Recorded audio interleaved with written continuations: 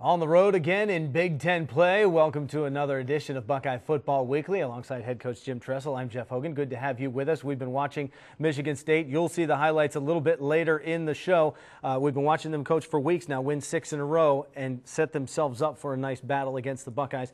But some of the things that we've been doing for road trips this year, we've been watching what's going on around campus, and there's a library initiative that's close to your heart. Well, there's a lot of building going on campus, and the William Oxley Thompson Library, which is the academic centerpiece of the campus, is on its way, a $110 million project, and Ellen and I have been kind of some of the co-chairs, lots of people helping out in the development campaign, and as a matter of fact, Ellen's with us right now to take a little tour.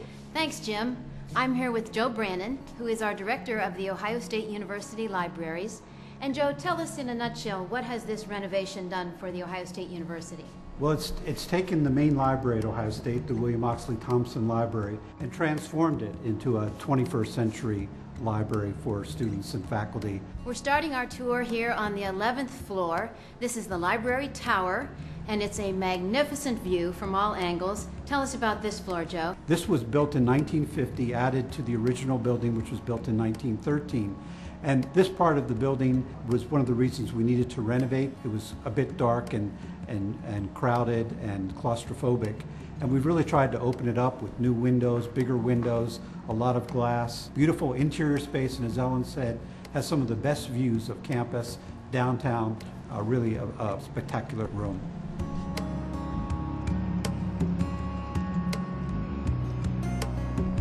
Well, here we are, Joe, on the 4th floor. This is what we call the terrace. What will we use this for? This is the actually the roof of the West Reading Room. We're on the west side of the building now. This is an outside area that we hope will use it on nice days.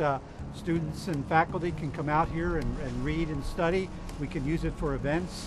One of the ideas of renovating the building was to bring the inside outside and the outside inside. Before, the building was pretty dark, the windows were small.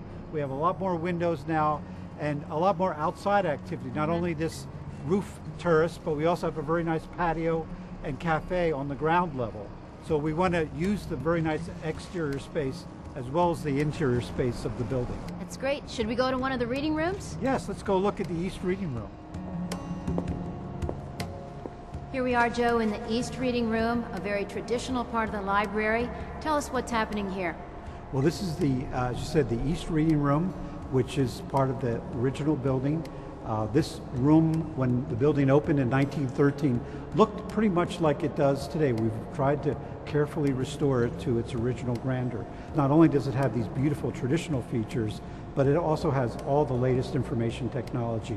So people can come in and study from a book, but they can also bring their laptop in here and use that as well. And it was originally 2 floors? It was 2 floors, and then in the 1960s, unfortunately, they decided they needed more space, and they put a floor in, so it only was 1 story high, and then they blocked the windows with bookcases. So you would not have known it was of the beauty that it is now, but we've very lovingly restored it. Well, they certainly have done a beautiful job with this restoration, but let's take a quick step next door.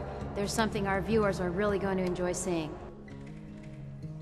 We're here in the mortarboard room, adjacent to the East Reading Room, and how special is this? Your own fireplace. This is a great room. This fireplace was a class gift of 1912, which is interesting because the building didn't open until 1913.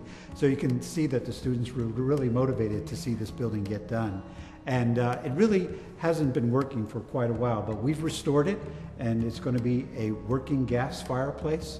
Can you imagine how inviting this room will be on a cold winter day with those beautiful windows overlooking the oval and the fireplace roaring and nice soft furniture and a good book to read? We're going to have many people wanting to use this room. And those cold days are coming. Let's go now to the west side of the building, to the West Reading Room. Here we are on the west side of the library, the West Reading Room, a more contemporary place than what we saw on the more formal east side. What did you envision for this room, Joe? We saw this room as a more informal social learning space for students.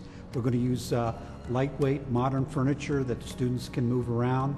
This is going to be a little bit noisier less formal than the East Reading Room we were just in, but students want a variety of space. Some students want a quiet, individual area. Some want to be with their friends, working in groups, and we're going to provide a great variety of space in this building.